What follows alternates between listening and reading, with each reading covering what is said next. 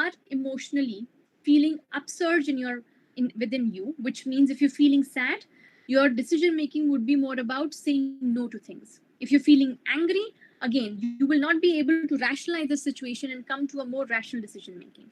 It impacts your well-being, it impacts your behavior, and of course, even sleep. So we have to understand that our emotions are connected with our thought process, our feelings, our behavior. All these three things are actually connected with each other. So what is very important is that we build certain skills that help us regulate our emotions. And this is what is called emotional regulation, in which any situation that comes in front of us, and we've seen so much uncertainty around us in the last during this pandemic, that we have felt dysregulated every now and then. And the only way to coexist, well, if you would not know what emotion is this, you would also be at a loss. What do I need to do right now to address this emotion? And I'm going to come to that. Because many times when we are feeling angry, we're feeling sad, we're feeling guilty, we're feeling shame, we ask ourselves, why am I feeling this? Now, the fact is, emotion is emotion. As humans, we are bound to experience all kinds of emotions. And rather than looking at emotions as positive emotions and negative emotions, you need to look at it that certain emotions help you look at things in a positive way, which is your emotions of happiness, joy, excitement. All these emotions put you in a positive space of mind. The other emotions that put you in a negative space or makes you act in an unhealthy way are anger, sadness, guilt, shame, irritability, frustration, disappointment. So these are emotions in which generally we end up getting an unhealthy way of coping. And that's where we need to change. And this is going to happen only when we recognize and learn to identify what this emotion is. And the next step is accept and empathize with ourselves in that emotional space. It is okay for me to feel this way. Emotion is an emotion. In this context, this is what you are experiencing emotionally, and it is fine. What do I need to do next is what I need to recognize, which means first, get into the habit of even sharing your emotions. And sharing does not mean, both ways. One is sharing with your own self, which means you can journal, you can write, you can look at what is it that, or you can just simply sit back and reflect your emotion that you're going through and just, in your own mind, reflect and talk about to your own self, what is it that you're experiencing, why you're experiencing this. And it is okay to experience this. And share it with a friend, a family member, talking about what you're experiencing. And perhaps this is the reason that I'm experiencing. Or sometimes I don't even know why I'm experiencing this, but I am feeling this way. Resist the temptation to act out. When you know you're feeling angry, you're feeling sadness. In anger, there is always this tendency to act out, to react. In irritability, you snap. In frustration, you snap. The moment you build the awareness, try to resist it, because we have to find healthy ways of how can we express these unpleasant emotions. So the first thing that we need to recognize in this is, like I said, every emotion has an action. So if I have to ask you, when you're feeling sad, what is it that generally happens? The signals that your mind and your body is giving you, which is of withdrawal. When you feel sad, you don't feel like doing anything. You don't want to call up a friend. You don't want to talk to anyone. You don't want to do anything. You don't want to go to your class. You don't want to do your interest or hobbies or any of these activities because you're feeling sad. So the natural response in sadness is to withdraw, is to move away. Similarly, in anger, what is the body's or the mind's reaction for that matter? It is about how the anger builds up and you feel this lump in your throat. You also recognize that your muscles are contracting. You feel this need to scream, shout, throw something. So the reaction in anger is externally. You externalize that, or sometimes you even internalize it by harming your own self. So you direct that anger towards your own self. This is a response that happens when you're feeling angry. What happens in guilt? In guilt, you feel so much responsible for something that you did and you believe was wrong that you want to undo it. Which means if you had a fight with a friend and you think that it was because of you, you may call up that friend 20 times, 30 times to just have that release and keep on saying sorry and see that, what can you do to undo it. So in guilt, you tend to try and keep on undoing that particular thing. In shame, again, you feel so ashamed of whatever you're experiencing that you either withdraw, or you may sometimes have a completely different expectation from yourself, and again that creates a lot of disappointment within you. So every emotion has an action. Now to deal with it is to actually do the opposite. That's the key. So if you're feeling sad and you recognize now that in sadness, this is what I'm going to do, I am going to be withdrawing, the opposite is what is going to help you actually. Which means once you recognize I'm feeling sad, you accept that I'm feeling sad. Now it's been an hour that I recognize this is what I'm feeling. I need to now start taking small steps in the opposite direction, because that's the healthy way of coping, which means let me call up a friend, let me talk to my parent, let me talk to on a helpline, maybe if you don't find anybody else, or you say, okay, let me listen to some good music, not sad music. If you're feeling sad and you're listening to sad music, it is going to just make you feel and keep you in a sad this thing. You have to change slightly the tone, the rhythm of the music that you're listening to. So you're feeling sad, let me pick up a music which is slightly different than a slow tone, but slightly that can help you shift my mood. You're feeling sad, okay, let me pick up, maybe watch any series, something which is comical, which can again uplift my mood. So what are the things that can help me uplift my mood? And then you recognize and try and see what was it that was making you feel sad, and you go through that event and you try and have a problem solving approach to it. Similarly, in anger, we say in anger you need to breathe in, you need to do so many other things, and we say a lot many times, oh, but it doesn't work. Well, it doesn't work because we are still so much engulfed in that anger that even around us, what we observe that mostly in anger, people react, and we feel that's an absolutely okay way to respond to it. Now, come to think of it, if all of us knew how to manage our anger in that moment, how to actually calm ourselves, what we see around us is going to change. It is going to be such a peaceful environment, which means make the conscious effort to one, move away from the situation and breathe in and breathe out. Keep doing it with inhaling and exhaling longer. Make the conscious effort and attempt to do it. And in a period of time, you will see you're feeling better. You wash your face with water, you have a glass of water. This again helps you tip down the temperature of your body. You open up your palms and you release and loosen up your shoulders, your muscles of the body. It again helps you release that pent up tenseness of the muscles that you feel when you're feeling angry. And all of these things together helps you reduce the intensity of the anger that you're experiencing in the moment. But it has to be very conscious that we make the attempt to reduce our anger. And this is where we resist the temptation to act out. All of these emotions have to be a conscious attempt of how we bring about a change. Because, like I said, the natural response are the ones that I mentioned earlier. The counterintuitive understanding of our emotions and working towards it is what we need to work on.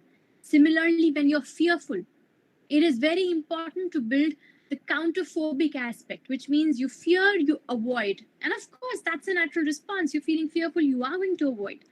That's the natural response of the instinctual response of the mind and the body. But then again, we have to develop the counterintuitive process, which means you're feeling fearful. You say, okay, I am going to feel fearful. Of course, why am I not going to fearful in this situation? And this is what I do. I really actually jump into it and see how bad can it be for me, and look at various skills that are going to help me face this fear. That's how we build our emotional strength within us. A lot many times we wonder the why of the emotions, rather than that, yes, this is the emotion that I'm feeling. What can I do? How can I move in a healthy space? That's the change in perception that we have to bring in our day-to-day life when we are experiencing a lot of these emotions. Because emotions are day-to-day part of our life in any and every activity that we do. You feel love, you feel, an opposite of it. You feel fear, you feel strong sometimes, you feel. So there are so many emotions that you feel within you that it is very important that we also build the skills to be able to take care of our emotions. Now, there are a lot many times when we are asking a why to our emotions. Why am I feeling this? We may also be questioning the situation in front of us, which means there is the situation, a challenge, an uncertainty which has come in front of you. And you are wondering why the situation has happened. And you're resisting it so much that you're not being able to overlook it. And again, you're feeling all these upsurge of emotions. Now, this is where, again, we have to learn to accept the situation as is. That is one of the key things of how to be mindful of your own emotions and the situations around you. You cannot always fight the situation by questioning why is this existing, because that's external. Managing your emotions is internal.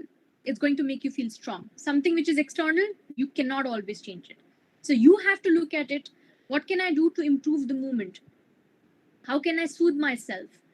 And then you weigh the pros and cons of acting and reacting in this situation, and how can I take a problem solving approach in this particular situation. Now, if you actually look back in any of the recent events or experiences you would have had, think today, how could you have dealt with it differently? From what emotional space were you actually operating? So recognize the situation as the problem. What, how, where, and when the problem existed. How do you generally respond to it? What do you think you would want to change in that? And how do you think the problem interfered with your goal? What were the different possible situations in which you could think in a different way? And what are the steps that you can actually now take to resolve the situation? So, have this self reflective exercise in your day to day after today's session, just to see how do you generally respond in an emotional space? How can you actually do things differently? And what is it that you actually do in a lot of these emotional experiences that you have, where you're feeling overwhelmed, you're feeling stressed, and what is it that you can change in all of these situations to make them less stressful for you? So that's a self-reflective exercise that I've given you for all of you to do. And now I'm opening the session to questions. So if you have any questions, please feel free to ask me.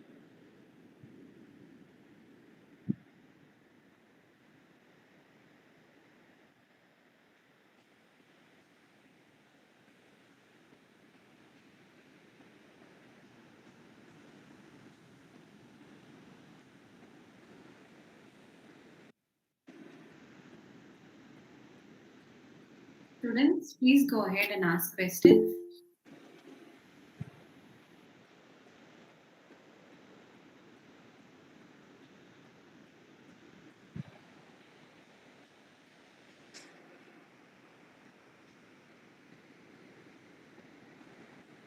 If you find it difficult to type, you can to say, then you can type on the chat box.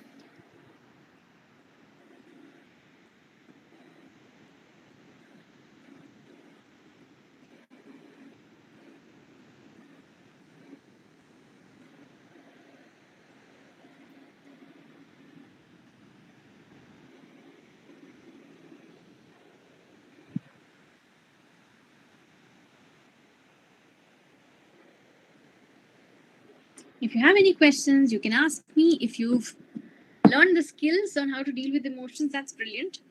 I just hope everyone practices it, because it's very important for all of us to build some of these skills of how to soothe our own selves and take care of ourselves.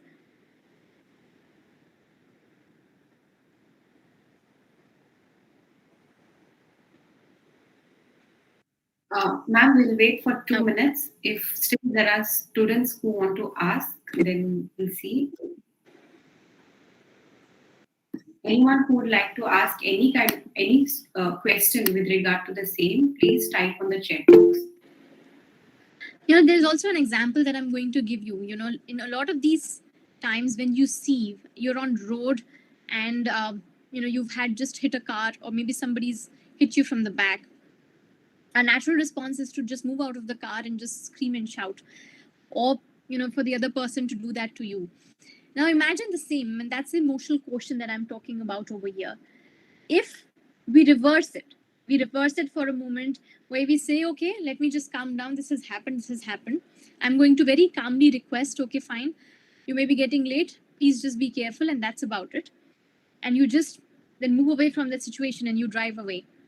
Because anything that you were getting late, if you get into a fight, you're going to get later even more, which is actually not emotional quotient or emotional intelligence.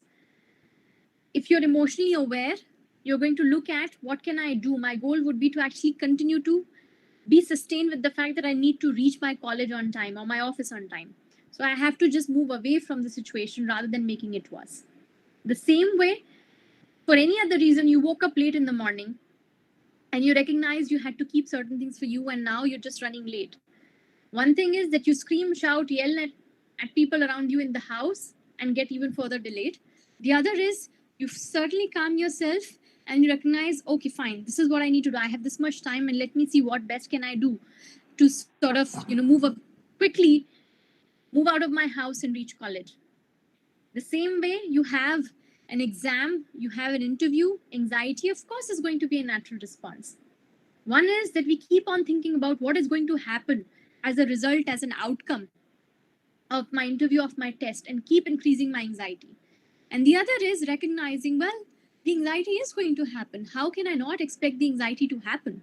So rather than thinking about how worse or good it is going to be, let me just breathe in and breathe out and stay in the moment and say, let the paper come in, or let the interviewee ask me a few questions, and let me try and be as much as I can in the present moment just to answer them. That's how you build emotional intelligence. This is what emotional intelligence is for you. Emotional awareness, your awareness of emotions in a social situation, and even how you are using these emotions to manage your personal relationships. That's emotional quotient for you. Okay, there's a question I just see. Ma'am, if we don't know what emotions we feel at that moment, what should we do? Take a break. You at least recognize you are feeling something. You may not know what emotion this is. So move away from this situation. At least spend some time with you to recognize what emotion you may be feeling. Sometimes we are at a loss of the words of emotions. We do not always know what all these emotions are, what is their role. So you can always build even your emotional vocabulary. So sometimes just go check what are the various emotions that are there, and this is the one that I may be feeling.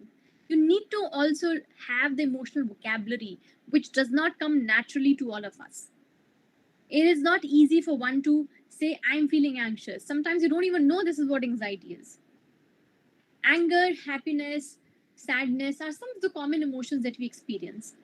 But there are a lot of other emotions also that come along with it. So in a particular situation, we may not be able to recognize sometimes, and which is why it's important to reflect. Don't question, why am I feeling this? Recognize this is what I'm feeling. Okay, now let me see what these emotions could be. Are there more emotions underlying in this? What was the event that just happened?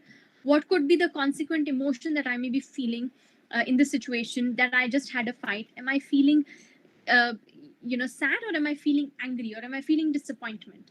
And try and have that emotional vocabulary to yourself, and then you would know what to do next.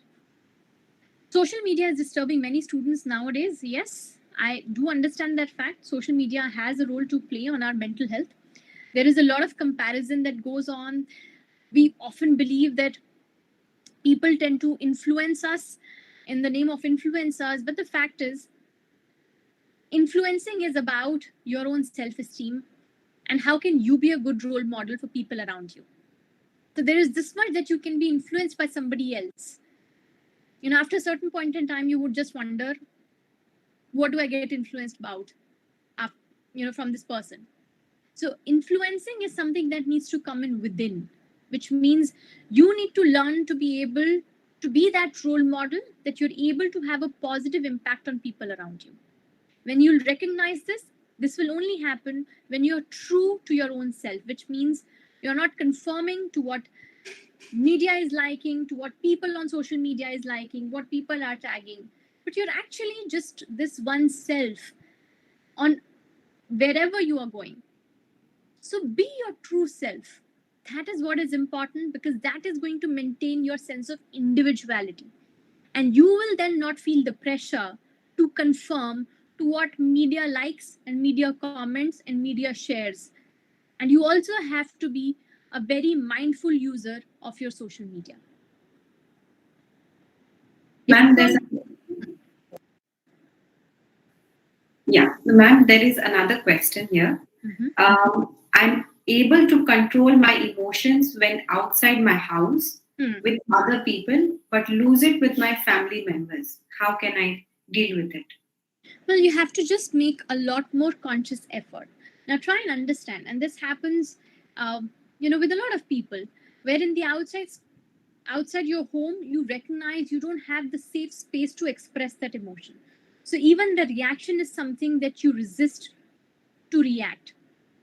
You resist the temptation to react out when you are outside of your home. Within your home, you feel this is the safe space. So the reaction comes out very naturally without thinking too much. But the fact is, even within your home, yes, express, because that is important, but do it in words rather than in terms of your reaction of screaming, shouting, yelling, or any of these things, because that disturbs the harmony of the environment. It obviously creates less peace in the house. It also creates more tension within relationships. Express the same things in words. And this is, you will be able to do it when you first move away from the situation, recognize what you are experiencing, what is the reason that you're experiencing, and then make the conscious effort to talk to someone about it. That's how you would do it.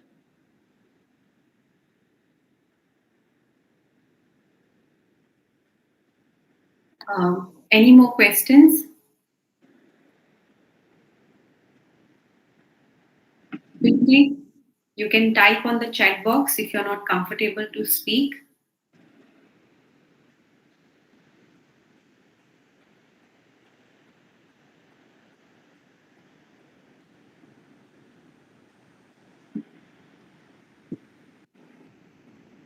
All right, ma'am. Thank you so much for your time and the information that you have shared today. It makes so much difference in our life because we need to understand how important it is to recognize the emotion part. I hope that this information that you have shared can our students and our faculty can use it very well, and it can help them benefit more. Thank you, students, for attending today and giving your valuable time as well. Thank you, ma'am. Thank you. I would also like to announce that I'm going to share a feedback link.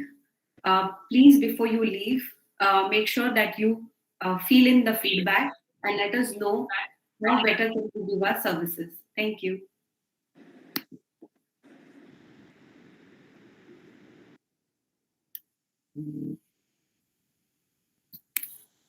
Students, please use the link that I have sent you in the chat box to give feedback onto the today's event. And as you have filled in, you can leave.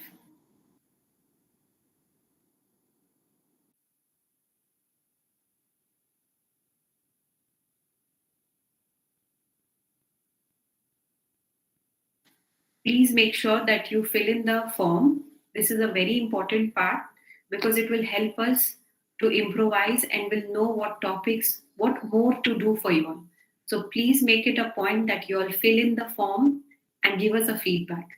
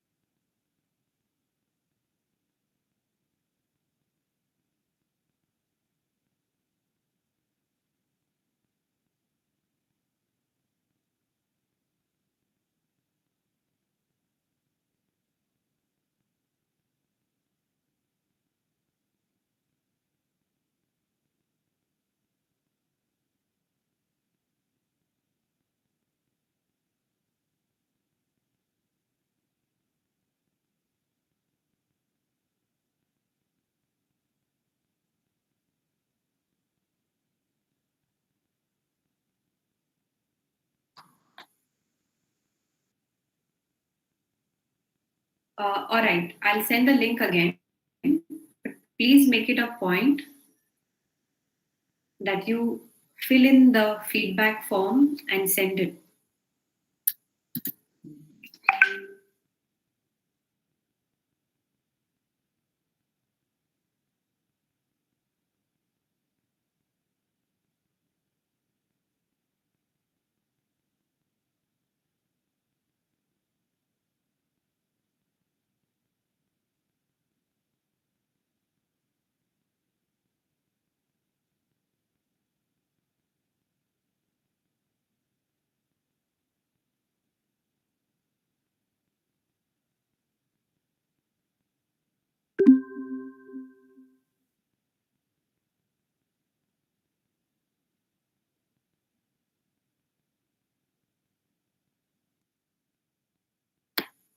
I hope that today's session you all were able to relate, and I hope the session is able to help you today. The session was specially meant for you to guide your emotions. Please understand that this is very important part because we understand that how important it is for you to recognize your physical illnesses, right? So when you fall sick, you come to know. But when you have emotional difficulties, what we do, we suppress it. So, to avoid the suppression, it is better to recognize it today because the suppression of this emotion is going to lead to physical illness. So, please make it a point henceforth that you come and speak to the two counselors that we have. I'm on the first floor, Kimberly is on the second floor. Okay, contact us. I'm going to share our contact numbers as well. Use it to text us. Make sure that you book an appointment and you meet us frequently. Even if you do not have any issue that you are going through, you can just come and drop in and say hi. That is fine. Okay, but please make it a point to come and meet us and say hello.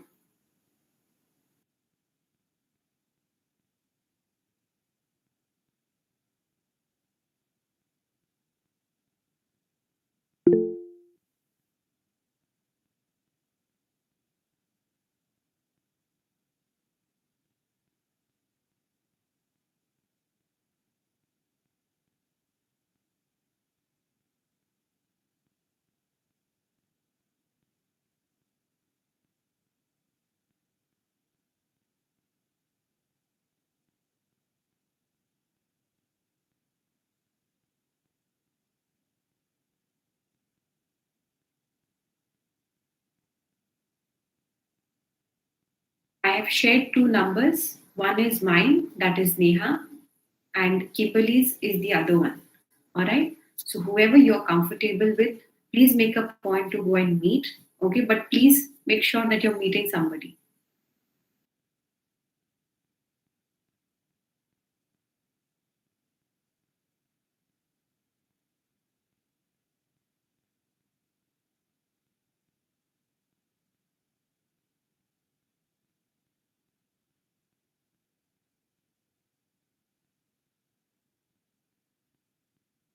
Please only leave once you have filled in the form.